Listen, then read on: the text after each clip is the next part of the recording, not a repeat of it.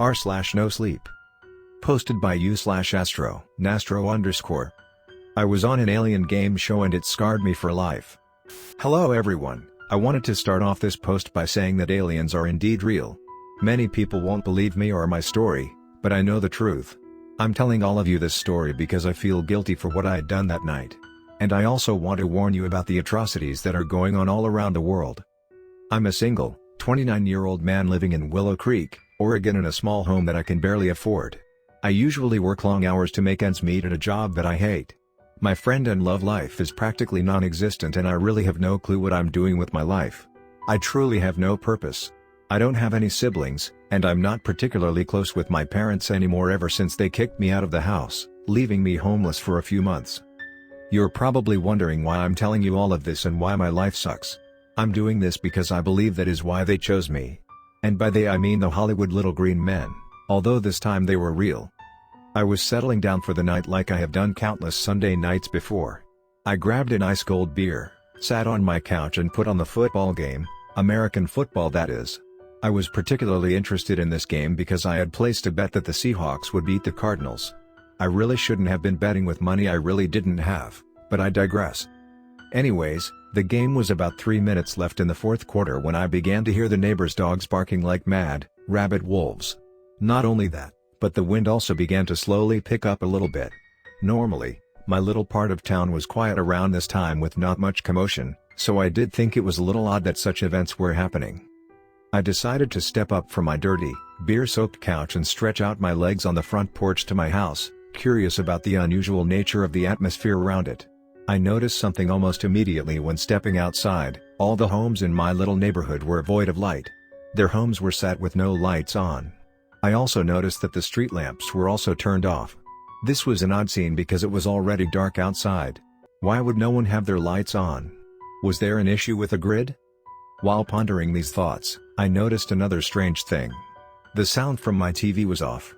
I turned around to find that my home was also void of light. My kitchen, living room, and TV lights were all turned off without me knowing. I began to feel an instinct of worry but knew that this issue would most likely resolve itself in the morning. Plus, I had an early shift tomorrow, so I thought that I should get some well-needed rest. I headed to my room, laid down on my mattress, and fell asleep. I woke up, only to find myself in a dark scene, cold metal pressed against my body, an awful smell that made its way into my nose, and a woman crying to my right. She looked to be young, about the same age as me, maybe a little bit younger. I also noticed that I had heavy metal chains wrapped across my hands and around my neck. My vision was blurry, and I couldn't see much. I began to panic, thinking I was dreaming until the woman, in a somber voice, said to me, "Thank God, you're awake.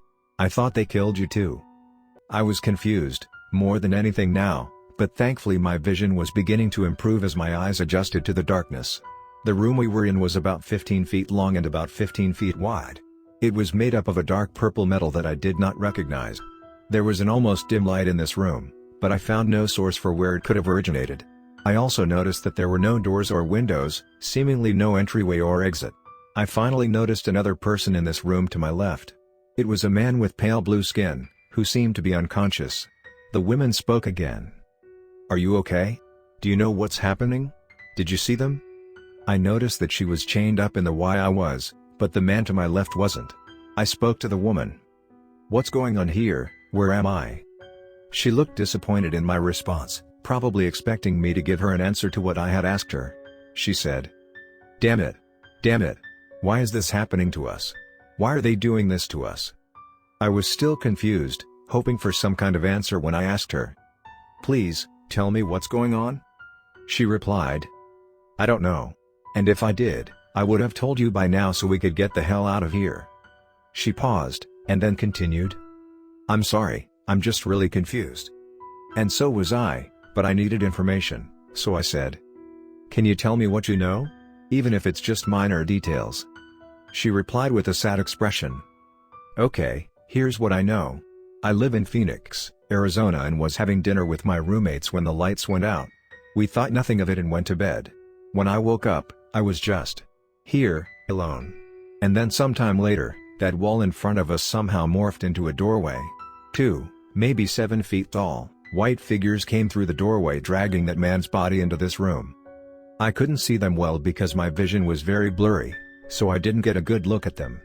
But what I did notice was something that you don't need eyes for. I heard that man screaming in terror, like he was being burned alive, only he wasn't. He was looking up at those things in horror. One of them lunged its so-called hand, if that's what you could call it, into the man's throat. The man began to choke and make the most gut-wrenching noises I have ever heard a human make. The man was suffocating and suffering. He dropped to the floor after a few moments. He was dead. The other thing in the room began to make noises that almost sounded like displacement. It seemed angry at what the other one had just done. They tossed the man's now deceased body into the room, and he's been there since. I later passed out in exhaustion, and woke up to you lying next to me, chained up in the way I am. And now we're here. I was shocked at the words she spoke. I didn't want to believe it. I was terrified, praying to a God that I didn't believe in to take me out of this hellish nightmare. Just as the woman was about to speak again, the wall in front of us began to shake, exposing a doorway that was not there before. Sure enough, two tall white figures stood at the doorway, only this time I could clearly see their distinct, horrid features. They both indeed stood around 7 feet tall and were purely white. They were naked, wearing no clothes, but they had no reproductive organs that I could see. They were in the shape of a human but had no fingers or toes. Their skin was smooth with no hair, bumps, or grooves. And what stood out the most, was that they had no eyes or nose. They indeed had a mouth though, which one of them began to speak with. Its words were incomprehensible, spewing out noises that made no sense and had no pattern. Its voice was raspy and had a deep tone to it. It began to attempt its speaking again, only this time I could almost make out what it was trying to say. Let's play. I didn't know what it meant by this, but I didn't have to because after it said this, its face began to form two eyes. As soon as I looked into its newly formed red eyes, I began to feel nauseous and fell back, leaning onto the wall behind me. I passed out cold. I woke up in a different room, only this time, it was much larger than the previous one I'd remembered, and it was made from a lightly colored material. I was sitting in a comfortable cushioned chair with a small table post directly in front of me. Further in front was one of these things from before, dressed in some kind of black clothes and was holding something. I couldn't tell exactly what it was, but it resembled some kind of small, dark stick with a large foam ball attached to the top of it. Behind it was maybe 10 rows of bleacher seats that sat more of these things which were all dressed in what I could only assume to be fancy alien-like attire. I looked to my left and noticed 3 more people sat in the same chair, with the same table. And to my right, the woman I had met merely moments earlier. All 5 of us were chained down to these chairs, so that none of us could escape. The being in front of all of us began speaking to the group of its kind. The lights got dim as it spoke. I couldn't understand a single thing it was saying, and I could tell based on my fellow humans' expressions, neither could they. The thing in front of us, which I will now refer to as an alien, turned to face us. We all squirmed in fear, anticipating its next actions. One of the humans seated at the far left of me, spoke out. "Who are you people? Let me go. I'm a rich and powerful man, I can sue you. I've got good lawyers that CA." Just before the man could finish his sentence, the alien pointed at him. The whole room went dark, except for a dim, red spotlight aimed directly at the man.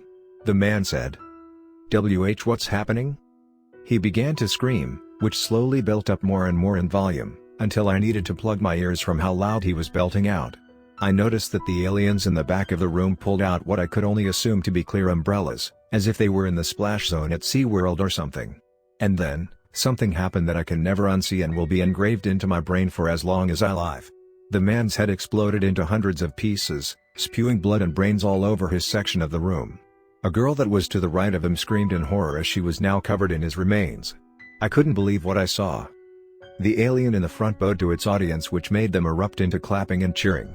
The lights turned back on and the alien, which I now knew to be a host, began speaking into the thing it was holding. I also learned now that it must have been a microphone that he was holding. The alien host began speaking its foreign language again, gesturing towards us.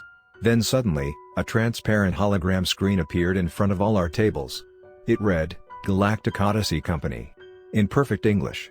I noticed that the man directly to my left had a similar screen, although his words were in what I could only assume to be Japanese. From this, I learned that these aliens tailored our screens to our own native languages. The alien audience began to clap for a few seconds until their host began to speak again. After it said a few words, all our screens changed and showed us a question with 3 answers below it, and above the question was a timer that was counting down from 30 seconds. I quickly understood what was happening here. We were on some kind of alien game show and had to answer questions or they'd kill us, like they just killed that other guy for not cooperating. I turned to my right and already noticed that the woman was reading her question. The host made a growl at me for this, and I quickly turned my head towards it. It shook its head side to side, and so I looked back at my screen. The question read: how many planets are in your local solar star system? A. 3b, 9c, 8. I wasn't actually sure what the answer was. I wasn't a science geek, so how would I know? I knew that it couldn't be option A because there were definitely more planets than 3. I began to count in my head: Mercury, Venus, Earth, Mars, Jupiter, Saturn, Uranus, and Neptune. Wait, was Pluto a planet? Was the answer 9? I looked up to find that I only had 10 seconds left. I noticed to my right that the woman had already pressed one of the answers, although I couldn't tell which one. I think these aliens set up the screens in such a way that we couldn't cheat. 5 seconds left. 3, 2. I pressed option C out of a sheer guess. I wasn't sure of the correct answer. Once the timer hit 0, an ear-pearling noise filled the room. The question disappeared, and my screen lit up green. Did I get it right? I turned to my right and noticed that the woman's screen was also the same color as mine. I turned to my left, and the man beside me had a screen filled with red. He must have got the answer wrong. The audience of aliens began to laugh at the man uncontrollably. The man looked up at the host and began pleading in a language that I did not understand. The lights went dark, and the man sitting next to me was only illuminated by a dim, red light. He began to scream in a way like the previous man, and I covered my face with my hands, knowing now what was to come. He gave one last screech when I heard it. The sound of a human head being blown to bits. I was covered in his blood, but not as much as I was expecting. The girl that was to the left of that man had a green screen like mine, so she got the answer correct as well. The next thing that happened was the host speaking again, talking to the audience. It turned to us as well and began clapping at us for passing the first round.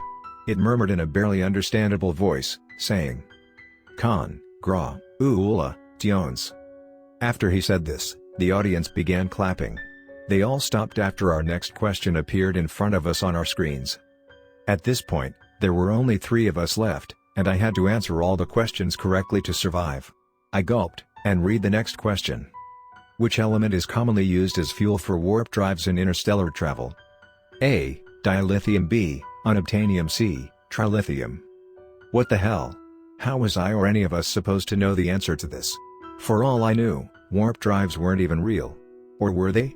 Did I really have to make another guess?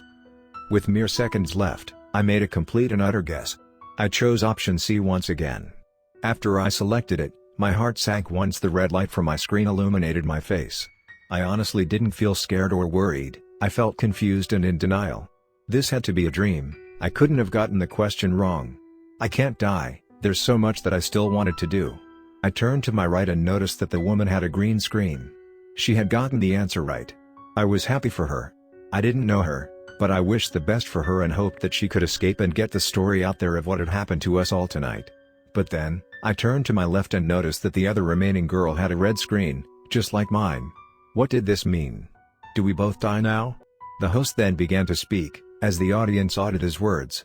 Then, 2 buttons showed up on both mine and the girl's screens, 1 red button, and 1 green button. I didn't know what it meant, but I soon realized that it was a speed test as there was a 5-second timer above the 2 buttons. I looked at the girl, and she looked at me. I turned as quickly as I could and raised my right hand to press the green button as the girl did the same. As soon as I pressed it, the room went dark, only illuminating the girl with the same dim, red light as before. The girl turned to me and began cursing me. She screamed, "You damn cheater. He cheated. Please, give me one more chance." She stopped talking and began screaming a horrid scream. And then, pop, just like the others. Once again, the alien crowd began cheering, but I couldn't help but feel guilty. I felt that I had just murdered that poor girl. I know it wasn't my fault, but I still pressed that button. 2 of us remained. The next question appeared, only this time, it was a short answer question. The question read, "What is your biggest regret?" I'll admit, I wasn't expecting a written response question, nor the question itself. Then again, I also wasn't expecting to get kidnapped by aliens tonight. I looked more at my screen and noticed that we both seemed to get extra time for this question, with the timer now reading 2 minutes.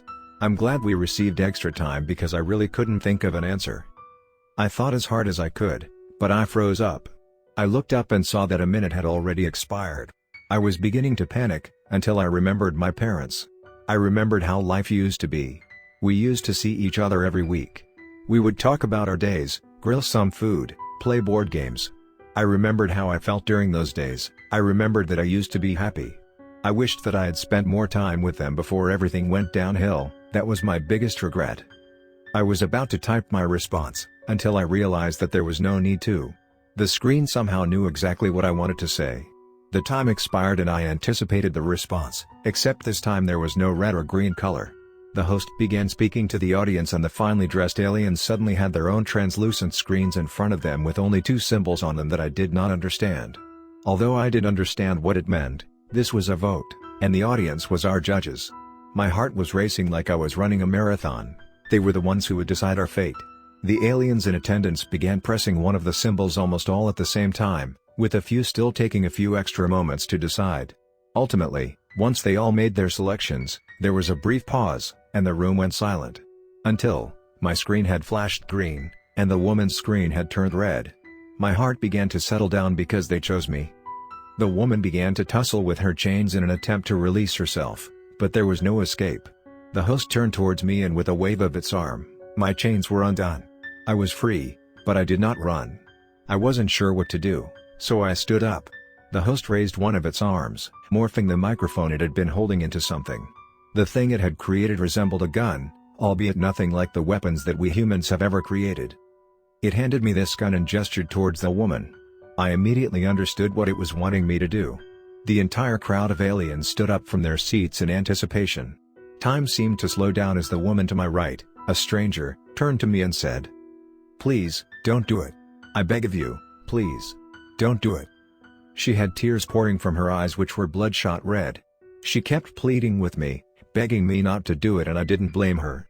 I didn't want to shoot her, but I did want to survive. I wanted to live, so very badly. I would do whatever it took to get out of this goddamn place. And so, I said, "The woman. I'm sorry.